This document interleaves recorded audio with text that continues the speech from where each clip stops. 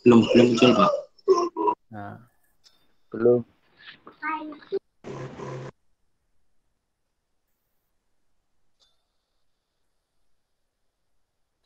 ini topik yang pertama, kita pengantar tentang penelitian hukum Islam. Yang akan kita bicarakan secara sederhana, secara global adalah tentang persoalan meneliti dan menulis, kemudian merefresh apa itu penelitian, kemudian penelitian hukum dan penelitian hukum Islam, ruang lingkup dan posisi karakteristik penelitian hukum Islam. Ya. Pertama meneliti dan menulis. Jadi intinya begini, menulis itu adalah kemampuan dasar yang harus dimiliki oleh seorang peneliti, karena meneliti tak lepas dari aktivitas menulis. Penelitian yang baik mensyaratkan menulis secara baik, begitu. Nah, karena itu mahasiswa diharapkan untuk selalu berlatih di dalam menulis, begitu. Ya, menulis apa saja, begitu ya. Dan berlatih menulis secara benar. Antara lain adalah dengan teknik parafrase. Teknik parafrase itu adalah ketika mahasiswa menulis, ya, ketika mahasiswa menulis itu tidak boleh hanya sekedar copying and pasting. Ya, tidak boleh sekedar hanya copying and pasting, tetapi mahasiswa melakukan apa yang disebut dengan parafrase. Parafrase itu apa? Parafrase itu adalah mahasiswa meredaksikan kembali, menuliskan kembali dengan bahasanya sendiri pesan dan isi sumber yang dirujuk. Jadi yang dirujuk itu adalah isinya. Jadi bukan word for word itu yang kemudian kita salin, tetapi yang kita rujuk adalah pesan, substansi atau isi dari referensi tadi. Ya. Nah, menulis itu menjadi sangat penting ya untuk dilatihkan ke mahasiswa. Mengapa? Karena melatih itu juga manfaatnya cukup besar, yakni berlatih untuk berpikir secara kritis ya. Dengan menyeimbangkan tradisi membaca dan menulis begitu. Jadi tradisi literasi tulis dan literasi baca itu dua hal yang tak terpisahkan. Orang menulis juga tak terlepas dari aktivitas membaca. Walaupun juga banyak biasanya orang yang membaca tetapi tidak menulis, tetapi kalau menulis dipastikan dia harus membaca. Kalau hanya sekedar membaca kemudian tidak menulis, sesungguhnya ada sesuatu yang kurang sesungguhnya, kan begitu. Kemudian menulis itu sesungguhnya adalah proses kreatif dalam membangun kompetensi dan pengakuan kompetensi. Mengapa kemudian ada riset skripsi, tesis, disertasi? Karena pada satu sisi itu adalah cara bagaimana penulis membangun pengakuan terhadap dirinya. Jadi Anda baru diakui menjadi sarjana hukum Islam, hukum keluarga Islam, tatkala Anda bisa menunjukkan riset tulisan Anda ya tentang persoalan-persoalan hukum keluarga Islam. Begitu kan? Syukur bisa menuliskan hal-hal yang lain selain yang wajib riset skripsi itu ya. Apakah juga menulis artikel jurnal, apakah juga menulis artikel populer dan lain sebagainya kan begitu. Kemarin website FASA itu sudah menyediakan kolom mahasiswa. Bagi mahasiswa-mahasiswa silahkan yang pengen menjadi penulis untuk berlatih di sana ya, mengirimkan tulisan di website, nah, begitu kan, sehingga bisa dibaca oleh banyak orang. Dan insya Allah juga akan dilaksanakan pelatihan terkait dengan menulis populer begitu. Kemudian juga menulis dan meneliti itu adalah wujud dari tanggung jawab intelektual untuk menyelesaikan masalah-masalah sosial kemasyarakatan.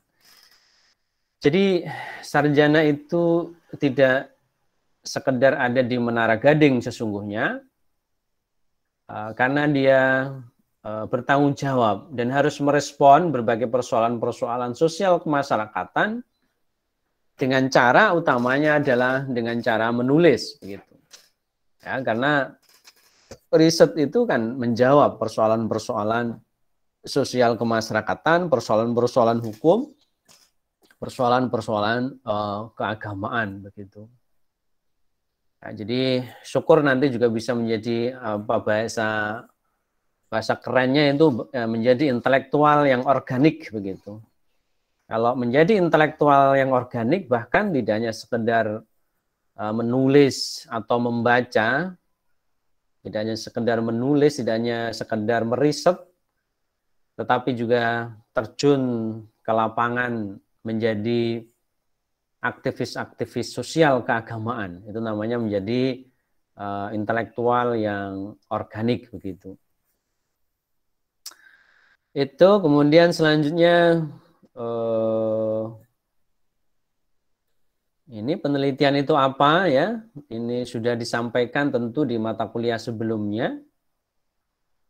Pada intinya penelitian itu adalah ingin menjawab rasa keingintahuan manusia, curiosity ya.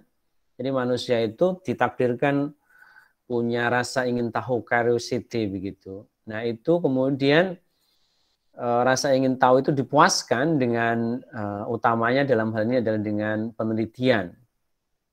Mengapa misalnya terjadi banyak kasus poligami yang apa ya, yang ada di bawah tangan, misalnya. Mengapa terjadi banyak perceraian pada keluarga TKW?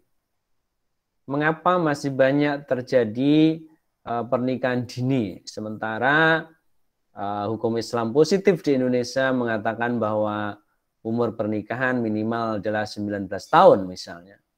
Nah, itu adalah jawaban-jawaban terhadap keingintahuan itu hanya bisa dipuaskan dalam konteks akademik dengan riset. Ya. Riset di lapangan, bukan hanya sekedar berspekulasi aja. Begitu, harus bisa dijawab dengan data-data yang cukup begitu. Nah, intinya itu. Nah, kemudian selanjutnya ini saya kira nanti bisa dibaca sendiri. Pada intinya ini, apa itu penelitian di kanan kotak-kotak itu, rasa ingin tahu, fokus pada objek, apa yang mau diteliti itu objek material tadi yang saya katakan dalam bidang hukum. Kemudian metodenya dia bisa intersubjektif, metodenya itu bisa ditirukan oleh orang lain. Seandainya orang lain itu mau memverifikasi, maka metodenya itu bisa diduplikasi atau bisa ditirukan begitu ya. Nah, itu termasuk dapat diverifikasi untuk menghasilkan pengetahuan baru, dan yang namanya penelitian harus memakai pendekatan tertentu, memakai teori, perspektif, pendekatan tertentu, atau bahasa kita tadi adalah objek formal penelitian. Ya. Nah, selanjutnya kita masuk kepada penelitian hukum. Nah, penelitian hukum dan hukum Islam sesungguhnya tidak terlepas ya dari penelitian secara umum.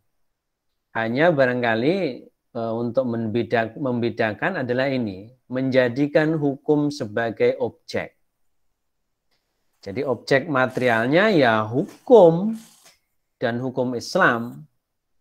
Anda tidak boleh meneliti tentang pendidikan misalnya untuk riset skripsi. Mengapa? Karena itu adalah bukan objek material penelitian kesyariahan, kan begitu.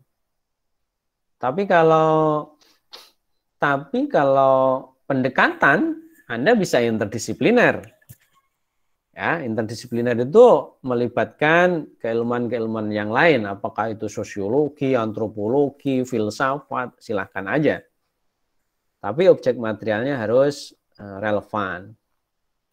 Nah, itu definisi yang lebih luas, mengutip Suryono Sukanto, yang intinya ya penelitian itu ya kegiatan ilmiah, kemudian juga harus didasarkan kepada metode, sistematika, dan pemikiran tertentu. Harus sistematis, harus metodis. Orang tidak boleh sembarangan begitu, tidak boleh sesuka kita aja. Nah, tujuannya apa? Untuk mempelajari satu atau beberapa gejala hukum tertentu, peristiwa hukum, fakta hukum tertentu, ya, dengan jalan menganalisisnya. Tujuannya apa? Lebih jauh adalah untuk mengusahakan pemecahan atas permasalahan-permasalahan yang timbul dalam gejala hukum yang bersangkutan. Itu yang dimaksud dengan penelitian hukum. Nah, klasifikasi general dari penelitian hukum itu terpilah menjadi dua, ya. Penelitian yang bersifat doktrinal atau dogmatik, taat pada asas-asas dan doktrin hukum. Kemudian non-doktrinal atau empirik, didasarkan kepada pembuktian yang bersifat empiris. Nah, pembagian ini tak terlepas dari ketercakupan hukum itu sendiri yang meliputi hukum sebagai norma. Hukum sebagai norma itu adalah pernyataan yang bersubstansikan pengharusan atau dia bisa bersifat preskriptif. Ya. Hukum itu utamanya adalah sifatnya preskriptif. Ada tuntutan melakukan atau tidak melakukan, ada wajib, ada haram. Itu kan tuntutan itu, pengharusan. Hukum itu hukum sebagai norma terpilah menjadi norma hukum meta yuridis, misalnya tentang nilai-nilai hukum, keadilan, kepatutan, asas moral bangsa. Ini biasanya wilayah filsafat hukum. Kemudian norma hukum positif, ya, ini biasanya menjadi wilayah ilmu hukum dan ilmu hukum Islam positif. Kemudian yang kedua, kalau kita bicara penelitian non-doktrinal, itu hukum dimaknai sebagai nomos. Ya, sebagai nomos itu apa? Pernyataan tentang ada tidaknya keajikan perilaku tertentu dalam kehidupan masyarakat yang faktual. Ini tadi berkaitan dengan peristiwa-peristiwa dan fakta-fakta hukum tertentu yang ada di masyarakat. Dan yang perlu kemudian digarisbawahi oleh kita semua bahwa hukum sebagai norma dan hukum sebagai nomos selalu terjadi dialektika, begitu. Dialog, ya. Ada dialektika antara hukum sebagai norma dan hukum sebagai nomos. Ada kalanya nomos mempengaruhi terhadap norma ataupun sebaliknya, begitu. Kemudian ini lebih detail, ya. Lebih detail untuk mengklasifikasi beberapa tipe kajian atau tipe penelitian hukum dan hukum Islam.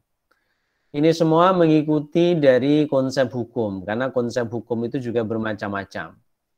Hukum bisa dimaknai sebagai asas-asas, kebenaran dan keadilan, filsafat hukum sebagaimana yang saya katakan tadi. Metode penelitiannya dia bersifat deduktif, ya. Bermula, yang dimaksud deduktif adalah bermula dari premis-premis yang bersifat normatif, yang self-evident. Self-evident itu tidak perlu ada pembuktian.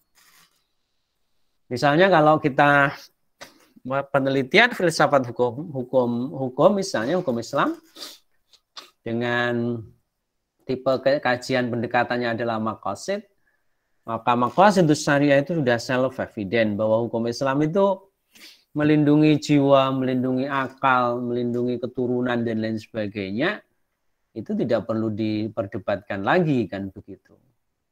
Nah, itu sudah self-evident. Kemudian hukum adalah norma positif, law as it's written in the books, ini juga doktrinal deduktif, hukum sebagai norma yang bersifat positif tadi. Hukum adalah apa yang diputuskan oleh hakim, ini biasanya penelitian jurisprudensi. Hukum adalah pola-pola perilaku sosial yang terlembagakan secara empirik, ini sosiologi hukum. Law as it's in society, hukum sebagaimana terlembagakan di dalam masyarakat. Kemudian hukum adalah manifestasi makna-makna simbolik para pelaku sosial sebagaimana tampak dalam interaksi mereka. Ini sosiologi, ya. Ini juga sosiologi dan sosiologi hukum atau antropologi hukum. Law as it's in human action, hukum sebagaimana termanifestasi di dalam aksi-aksi sosial manusia. Nah, ini untuk memberi peta, ya, bahwa penelitian hukum dan hukum Islam itu mempunyai spektrum yang luas begitu. Penelitian normatif pun juga banyak macamnya, penelitian empirik pun juga macamnya juga banyak begitu. Nah, ini silakan kalau ingin didalami ya beberapa rujukan diantaranya adalah merefleksikan pendekatan sosiolegal di dalam penelitian hukum, sosiolegal dalam perkembangan metode penelitian hukum, ya metode penelitian hukum normatif dan empirik dari berbagai sumber buku maupun artikel. Nah itu saya kira gambaran umum tentang penelitian hukum, ya penelitian hukum dan penelitian hukum Islam. Nah, dalam beberapa hal ada karakter tertentu dari penelitian hukum Islam yang harus kita pahami begitu. Baik, ada yang perlu didiskusikan berkaitan dengan materi yang telah saya sampaikan? Silakan kalau ada yang perlu didiskusikan. Selanjutnya nanti teman-teman bisa kembali ke Google Classroom.